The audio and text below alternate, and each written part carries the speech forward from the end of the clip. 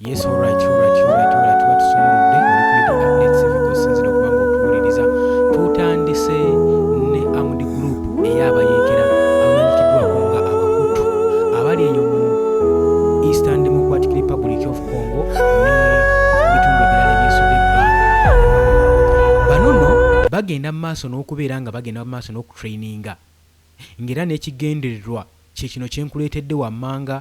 Era Paul Kagame yeekaabireko ebyo byandibanga si birungi gwe mukwano gwange ali eyampuliriza yandibanga asobeddwe waka ne mu kibira ene waka nga bagenda mu maaso n'okumusanctioninga ate no mu kibira bagenda mu maaso n'okumuteeka ku nninga bagenda mu maaso n'okumusuppressinga bamugoba bamutwala kantindiggwa gwe mukwano gwange ali eyampuliriza.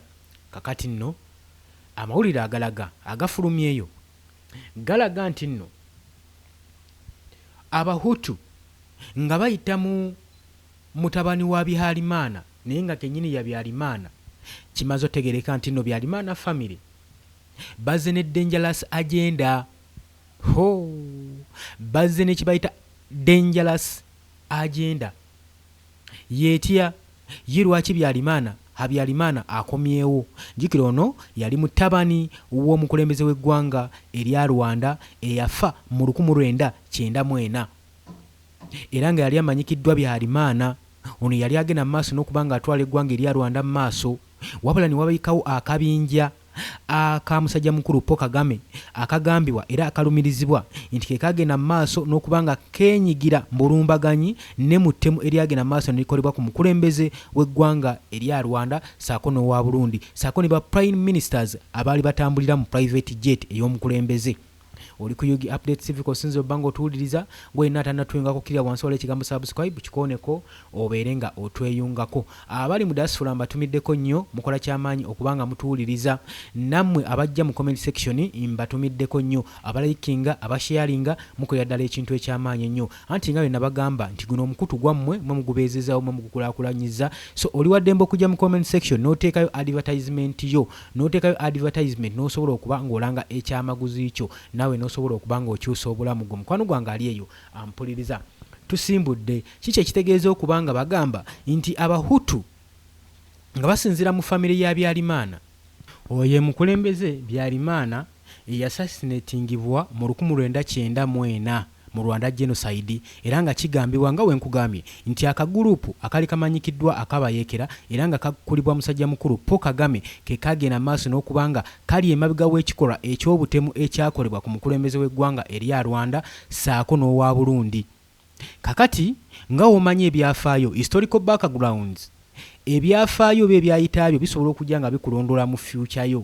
Kakati omwana ono omutabani gwe battira kitaawe era nga kitaawe yali omukulembeze w'eggwanga erya Rwanda mu biseera ebyo nkugambye mu 1994 kirayika arayizinze buto azuukidde era okulangirirwa nti azuukidde abbulukidde mu Democratic Republic of Congo mu bitundu ebya Kinshasa era nga bajja beewera nkolokoto bagamba kati obuyinza bwaffe ngaffe aba family tuzze ne kibayita dangerous agenda era gye bagenda osaba okulula yeetya gwe mukwano gwange ali eyampuliriza. Abahutu bano bagamba ebyobufuzi byabwe tebigenda kuyimirirawo oba nga bayimirirawo ne family tebigenda kuyimirirawo na ddembe oba coalitions si reconciliation si historical truth bakugambye nti bo tebagenda kuyimirirawo na mazima na bwenkanya. Kino kye tuleeta tekiyimiriddewo lwa mazima na bwenkanya si kutabagana ate si mazima g'ebyafaayo nedda wabula tulezinze ffe nga family tubanja byaffe tugenda kuba nga tweddiza buyinza bwaffe mu ggwanga erya Rwanda.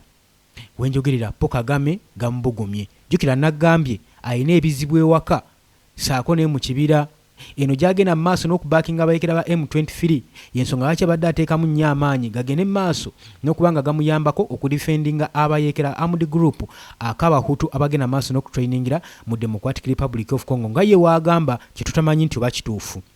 Kakati ate n'ewaka ng'amawanga ng'ovudde ku economic crisis egenda mu maaso mu ggwanga lye foreign powers zigenda maaso n'okumusanctioninga zimutaddeko envumbo zimukugidde era bamugobye ku mission zonna saako ne military operations ezikolebwa ebitongole international kakitegeeza eggwanga erya Rwanda lyolekedde akaseera ak'okuzikirira era Paul Kagame wenjogerera yandibanga ye musajja mukulu asiba bikutuka nagambye doli ku Yugi Update Civic osinziro bango otuwuliriza gwagala otweyungako kirira wansi waliwo ekigambo subscribe kikoneko ojja kubanga otweyungako nyongero bajjukiza nti nabagambye dda nti gwe yenna alina kyoyagala okubanga olanga osobola okujja mu comment section n'oteekayo advertisement yo n'osobola okubanga olanga ekyamaguzi kyo ku channel eno. Kakati tugenda mu maaso njagala nsooke mbalage Armed Group ze boogerako zibagamba nti nno z'Abahutu abagenda mu maaso n'okuteekateeka okweddiza eggwanga lyabwe erya Rwanda bagamba tebakkiriza kyagenda mu maaso era balina okuwoolera kubanga jjukira nti nno okunoonyereza okwakolebwa abasajja ba France abazungu bakola okunoonyereza mu mwaka gwali gwa 2013 ne baddamu awo ne mwaka gwa 2013 ne bagamba bakakasizza kusinzira ku investigation yakoleddwa Armed Group eyakuba ennyonyi eyalimu omukulembeze w'eggwanga erya Rwanda mu 1994 teyali Kagame kyokka ebyo baabiyisa ne bigenda ku record era bibadde bikuumidde Paul Kagame mu buyinza ninga abasajja bano batereka information basobola okukusuulirayo akabega oba basobola okukuumira mu buyinza nga bakimanyi n'okimanya nti n'ekintu kituufu wakikola naye gwe kasita okkiriza demands zaabwe ne conditions zaabwe kakati mu kaseera kano nga tebakyetaaga Paul Kagame era George yavuddeyo n'abagamba nti abasajja bano balaba tebakyamwetaaga they are not interested in him era balina interest muntu omulala kakati olw'ebigambo ebyo yabyogedde n'ennyiike ng'alaga ekigenda mu maaso nga kituufu kyayika tebyabadde byakusaaga abasajja bandibanga bamuvaamu dda lwaki nkugamba abasajja bandibanga bamuvaamu dda Paul Kagame be basajja be bamu abagambye mbu bazzeemu okukola okunoonyereza mu mwaka guno gwe tulimu 2026 mbu bakoze okunoonyereza ne kizuuka nti Paul Kagame yali emabega w'akabinja k'abayeekera akasasinatinga ennyonyi eyalimu omukulembeze w'eggwanga Habyarimana mu 1994 olutalo lwavaako Rwanda genocide okuttibwa kw'abantu okwali 10,000 ebiseera ebyo kakati bakomyezawo wino bebamu kubanoonyereza luli bebamu kubanoonyereza kati kakati Paul Kagame ye asattira naye Paul Kagame ye ayogera ki ku nsonga eyo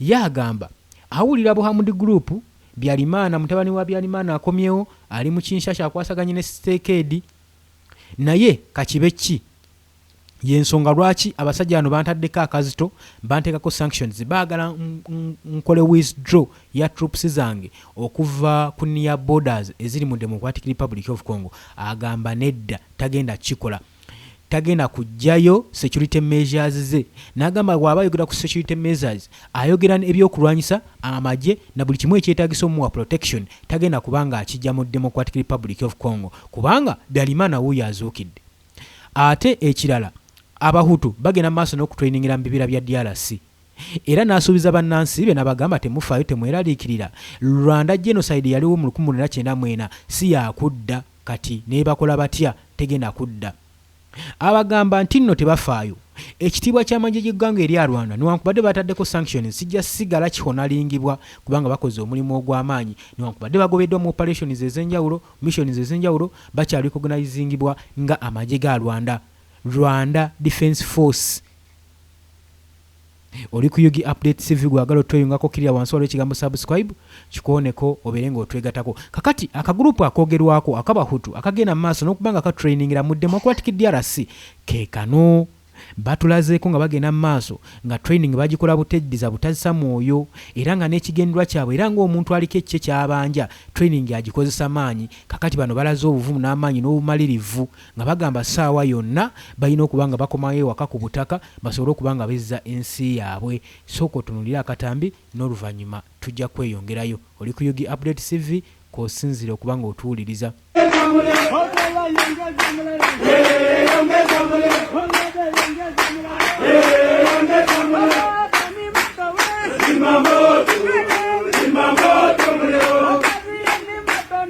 Zimamoto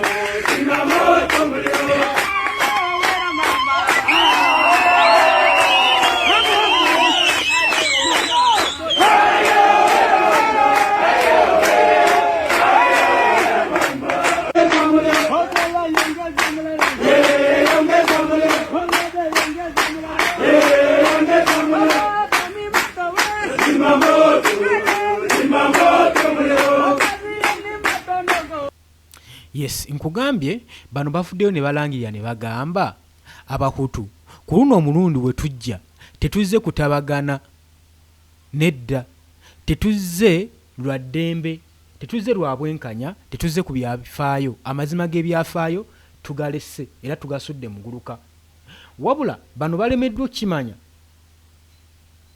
nti kino newankubadde bakitwala nti nno kiri ku buyinza n'obuyinza obwabula saako bo bagamba bagenda kubanga balemerako naye bagaanye okukkiriza nti nno newankubadde mu 1900 Habyarimana yattibwa Rwanda yasigala emuvinze onu ng'abahutu tebaliiwo kubanga abahutu bonna basendebwawo mu ggwanga erya Rwanda naye ekyo kyakulaga nti eggwanga erya Rwanda lyasigala ligenda mu maaso bano bagaanye okikkiriza bagamba kama mbaya ni mbaya tugenda kubanga tukomawo tutwale obukulembeze bwaffe sinakini okubanga tuwoolera eggwanga kakati njagala nkutegeeze ebyasa n'ebyasa okuva mu 1994 nga twakava mu genocide eyaliwo wakati w'abatuusi aba Rwanda saako n'abahutu ab'esayidi ebya Habyarimana abatuusi bagamba nti bagira ku sayidi ya Kagame wekijja kyogerebwa kakati okuva olwo famire ya Habyarimana bazze bakaaba era nga bagenda maaso n'okwera nkolokooto nti bagenda kubanga balookinga ekintu ekiri dangerous ennyo mu ggwanga erya Rwanda era nga bagamba nti eno ideology sigamba nti no tugenda kola bulumbaganyi ate ideology etasobola kubanga eva mu buhutu abahutu balina ogitambulirako bagamba Rwanda oba batuusi balina okimanya kino tekigenda kuva ku mutima gwaffe tugenda sigala tugezaako enfunda n'enfunda eziwera kino tekiri ku kyakuteeka ddembe mu ggwanga erya Rwanda bagamba n'ekiba kyetaagisa kuteekawo violence mu ggwanga erya Rwanda bajja giteekawo kubanga tewagenda kubeerawo mirembe ng'emisayi gy'abaganda baffe gyayiika bibahutu bewera nkolokooto n'olaba musajja watu Kagame asula teyeebase asula atakula omutwe ebizibu bingi ebimwetoolodde omusajja asiba abagamba nti neemunaamu kuba sanctions Rwanda erina ebizibu byeyiseemu n'okusinga sanctions agamba bayita mu 1994 mu lutalo olwo naye njagala nkujjukize nti baali babuuza Paul Kagame nga bamuggyako interview ku lunaku baali bamuggyako interview ku bigambo byagenda maaso n'okwogera nga bamubuuza mu 1994 okuttibwa kwa Habyarimana na biki ebyaliwo ng'era bagenda maaso n'okumulumiriza yayogera ebigambo yawanda ebigambo yavayo n'agamba nti ebigambo ebyo newankubadde mubimbuuza singa nze yafa Habyarimana yandibadde wano mu kaseera ke kamu nga mugenda maaso n'okumukweshoninga ebibuuzo nga bye mumukweshoninga era ye yandigenze maaso n'okusaasira okufa kwange n'agamba nti luno lwali lutalo ate olutalo of which tukkiriza nti nno wateekeddwa okubaawo afa kati mwali mwagala nze abaafaamu waba yafa kyali kigwanidde okufa era ne bamubuuza nti lwaki afa oba ng'ennyonyi yeekubibwa mu kaseera ye mwali mugenda okubeera nga mukola ki nga mutuula mu pistox jjukire ebiseera ebyo waliwo olutalo olw'omunda ng'olaba abayekera ba M23 ne Democratic Republic of Congo government nalwo lwaliwo mu ggwanga erya Rwanda kakati olutalo olwo lwalimu obubinja obw'enjawulo naye ng'akabinja akasinga amaanyi ke ka Paulo Kagame kakati bali bagenda ku pistox bateesiganye n'obuyibinja buno naddala Paul Kagame nga bakulembeddemu olunaku lwennyini bali bagenda okuteesa lwe lunaku Habyarimana lwe yakubibwa ekizuka mu bbanga kakati bamubuuza lwaki ku lunaku olwo lwennyini n'agamba yes twali tugenda kuteesa tuzze emirembe tusalewo ekyokukola naye ekyennaku ne bijja bubi genocide n'etuukawo ekyo ne tukola ki ne tukireka era ng'agamba ye takyejjusa wadde n'omulundi n'ogumu era tagenda kuddaawo yeetondere kufa kwa Habyarimana wabula agamba ekyo kyatuukawo kyali tekirina kyakukolebwa kubanga luli lwayi lutalo oli ku Yugi Update TV sinziro banga otuuliriza kakati nga we nkugambye musajja mukulu ono engeri jazze agenda maaso n'okwewolereza kusagala mwogerera nnyo njukira akatambi kano nakabawaako ne kannyongere kubanga nkabawa muleme gamba nti nno njogera byanjwanjwa mulabe musajja mukulu Paul Kagame ng'agenda maaso n'okubeera nga alaga ye tewaliwo wadde kulumwa era ekyo kyali kimugwana ekyatuuka ku Habyarimana olw'ensonga nti nno yali alwanira ku sayidi ndala ate nga n'ono alwanira ku sayidi ndala, so okufa kwali kusuubirwa budde bwonna. Era ng'agamba taregulating kubanga kyatuukawo sooka owulirize. First of all, I'm not responsible for Habyarimana's death and I don't care. But That's you why I didn't was have a fighting. right to shoot down his plane and to assassinate him. Well, I had a right to fight for my rights. But do you believe you had a right to assassinate him? No, but of course Habyarimana, having been on the other side that I was fighting, it was possible that he could easily die. Imagine if I had died myself in the same process. Would the same judge be asking about my death, about who killed me? But so I'm Rwandans- saying this is a don't situation Rwandans- where there was a war that was being fought. Sorry to Yes. interrupt, but you were involved in a peace negotiation with him at the time. Yes. The RPF was talking to him. Yes, and the genocide happened well after that as well. We had a genocide. You call them wild allegations, but of course you know that they're not wild allegations. Yes. Because you're so confident of your innocence, I am very confident. why do you not bow to For his various command to reasons. have the case tested in an international court of law? I'm confident for various reasons. No, I One understand your is- one is confidence, that but my there is question no- is simple. is- Why not accede to his wish Well, to have the there are case even- tested? There are even issues of principles here. The French judge has no right to judge me in my own situation in Rwanda. He's not in a saying he wants situation- to judge you, he's saying he wants He's to see judging you me before by an bringing international that tribunal. nonsense. Yes. First of all, why fabricate stories? I say that Rwanda This cannot is move contemporary. on This is a nonsense. until the real responsibility for the assassination of the president of your country First in of all- 1994 is established. No. To First of all, establish this it, is- you need Yes, a the other trial. aspect then is that one. First of all, I'm not responsible for Habyarimana's death, and I don't care. I wasn't responsible for his security. He wasn't responsible for mine either. And he wouldn't have cared if I had died. I don't care that it happened to him. And the judge asked me why. So France, Bruegel have no right whatsoever to be making such a nonsense of our situation, and it is nonsense.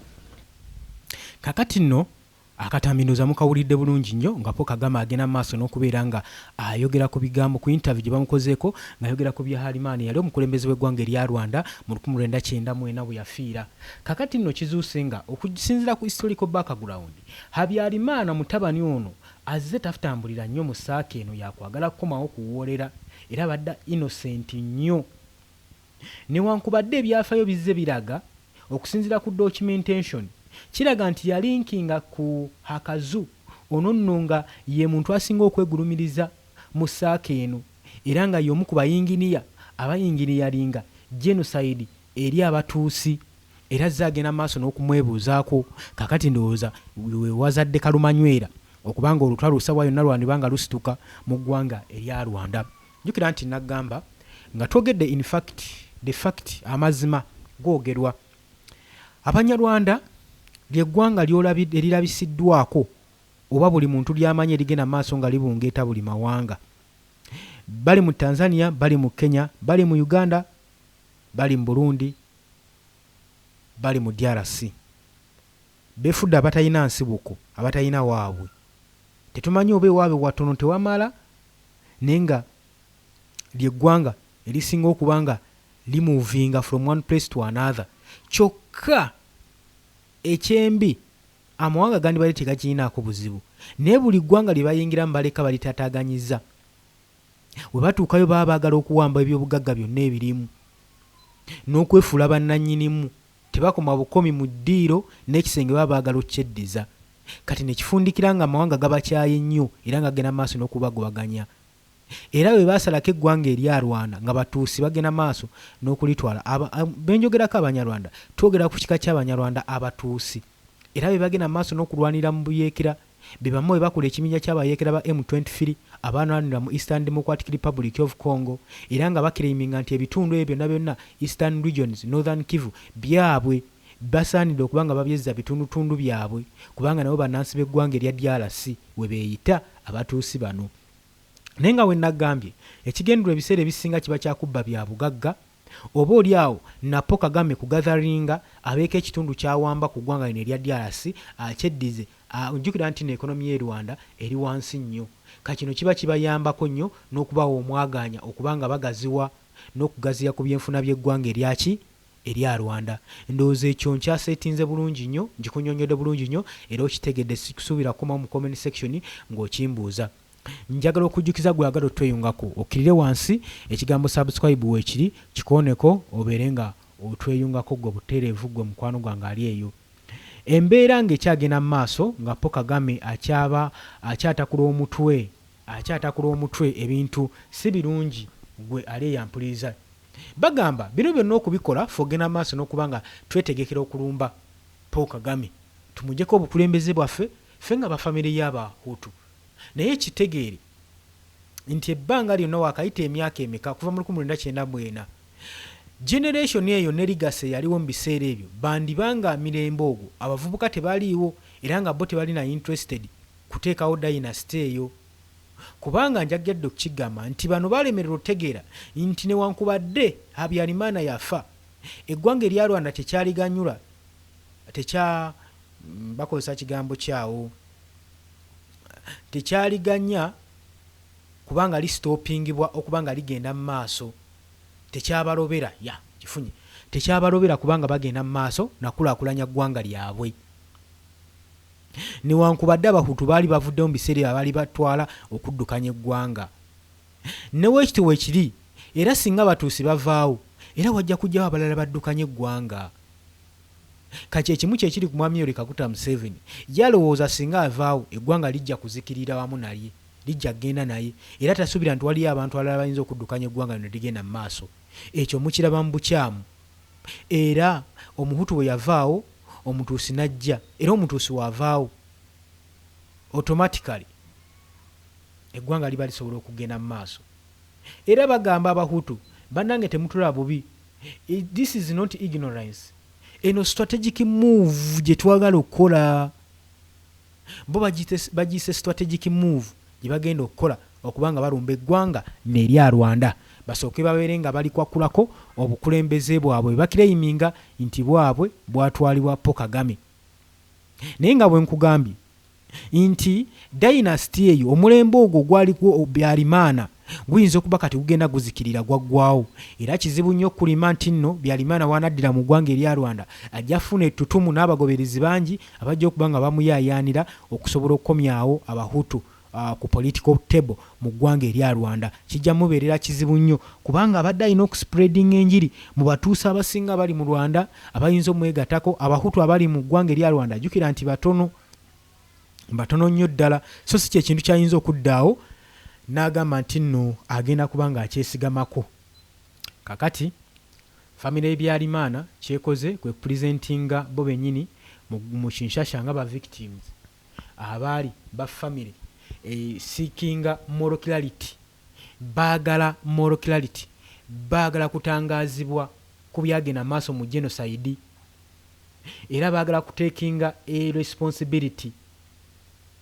Ebyo byonna ebyogera mu international na external audiences bagamba nti nno tukimanyi bulungi nnyo byonna ebyagenda mu maaso mu Rwanda genocide biyise bufunda bungi omuli foreign courts, western media saako ne ba political observers abagenda mu maaso n'okutunulira ensonga eno eya 1994 kubanga otuba tukitunulidde nga tukiziza mu ggwanga erya Rwanda emyaka egiyiseewo kuva mu 1994 olwedde kiri collapsed tekikyasobola kubeera nga kitunuulibwanga omusango ogwaliwo bagende maaso n'ogunoonyerezaako bagende mu kooti Habyarimana yafa atya abaana bakomyewo baana tebafuna bwenkanya kufa kwa kitaabwe omukulembeze w'eggwanga ebintu ebifaanaganako bwe bityo kati kizibu mukko era Habyarimana waaba akomawo mutabani wa Habyarimana alina okukimanya nti ku mulundi guno agenda kuseetinga buto ensonga eno tegenda kumubeerera mwangu wadde n'akalala mulundi n'ogumu n'ogw'eddagala okuggyako ekisinga okweraliikiriza Kagame nti omusajja ono atuukidde mu Kinshasa. Kagame gy'akireminga nti weewali abatujju, akabinja k'abatujju abagenda mu maaso n'okuba nga batigomya eggwanga lye ery'Abahutu. Kati sawa yonna yonna ate Abahutu bano famire beeweze ne bagamba niwe kibaaki bajja teekawo violence mu ggwanga waki bateekewo obutyabaga tebagenda consolidatinga. Sino si kutabagana, si kuleetawo ddembe, wabula kubanja. Ensonga nno eba ekuze. Era wano omuzungu wagambira, Omuganda wagambira nti emberenge ebeegaze. Kagame emberenge emugagidde. Nakugamba weewalanga nnyo ebyafaayo byo okusalirawo amagenda go.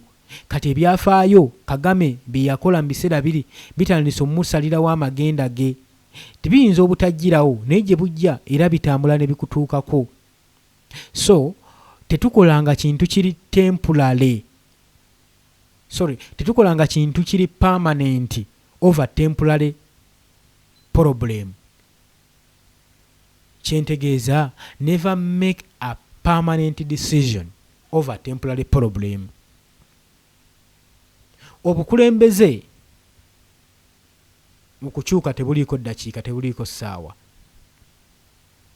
Habyarimana waali mu Kinshasa saa yonna tusuubira asobola okufunayo ba engagement. Bwe njogera ku ba engagement njogera ku baana, ku ba areas ab'omukago. Asobola okufuna ab'omukago ne bateekawo embeera mu ggwanga erya Rwanda, kubanga ekintu kino abakirinamu interest bangi nnyo. Kuba kati Kisekedi awo bajja mukwatirako, ate Kisekedi ennaku zino afuna obuyambi obw'ekika ekyawaggulu, afuna equipments ziri ezimalayo okuva mu ggwanga erya Amerika. Ekyo saagala okyerabire.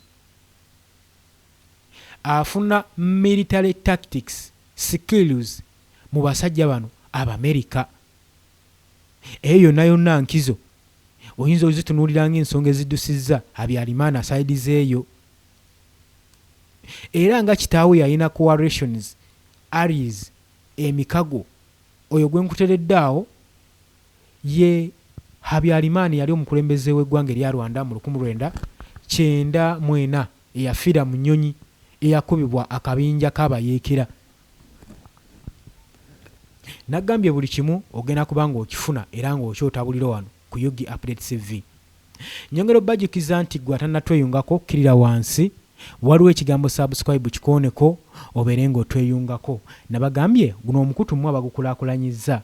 Oli waddembe okujja mu comment section no advertisinga n'oteekayo ekirango kyo, bizinesi yo n'ogikuba abantu mu maaso esobole okuba nga naye ekulaakulanamu nabyo, kubanga mmwe mukulaakulanyizza amayengo ga channel eno.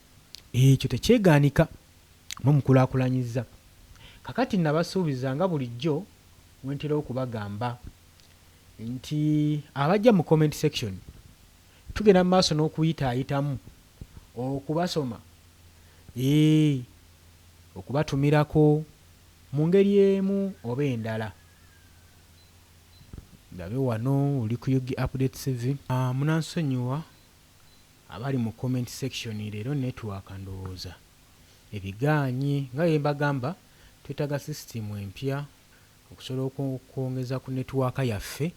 Bezimu ku challenges ze tulina wano ku mukutu gwaffe. Mwebale kuza mukutu naye omukutu gukyalina ebintu bingi nnyo ebigubulako. Systems nnyingi ezeetaagisa. Kakati wano internet etutawanya okusinziira ku byuma byaffe bye tulina. Generations tulina nkadde nnyo naye nga tujja kuba nga tubisolovinga. Kakati ebedda twogera ku Bahutu naye nga simanyi nti oba omanyi Abahutu be baani. Simanyi oba Abahutu be baani. Kakati Abahutu balina ka armed group akali mu Democratic Republic of Congo era kamanyikiddwa nga Democratic Force for the Liberation of Rwanda, FADRA bwe kayitibwa, Democratic Force for the Liberation of Rwanda, akafomingibwa mu early 2000 eyo era kategekebwa mu 1994 ne kajja mu Rwanda genocide era nga kabeesinzeeyo mu Eastern DRC mu Democratic Republic of Congo. FODRA bakitinga nga baspoira bagenda maaso n'okwengeginga obuvuyo no competinga ku resources saako n'okuteekawo regular security intervention gye gimu ku mirimu gye bagenda maaso n'okkola. Eyo ebadde nga introduction y'Abahutu. Owulidde emirimu gye bakola tebaliiko guno, bali multiple, buli kimu bakyengegingamu babuvuyo era olaba nga po Kagame atandise okukankana teweewuunya musajja mukulu ki ekimutuuseeko ekimujjira si muntu. Balina origins, balina objectives, balina ne conflicts context. Bwe twogera ku origins, ensibuko yaabwe baaviira ddala eri mu Rwanda genocide mu 1994 bye byafaayo byabwe era nga bagenda mu maaso eri olutalo olwaliwo against Hutu mu Rwanda. Ebisigadde tujja kuba nga tubireeta olulala, obudde empinde butuliiridde. Bannange mbatumiddeko nnyo newankubadde netiwaaka egaanye okuyisaawo wano gundi zammwe naye olulala kansuubire. Mbagaliza olunaku olulungi, mweraba.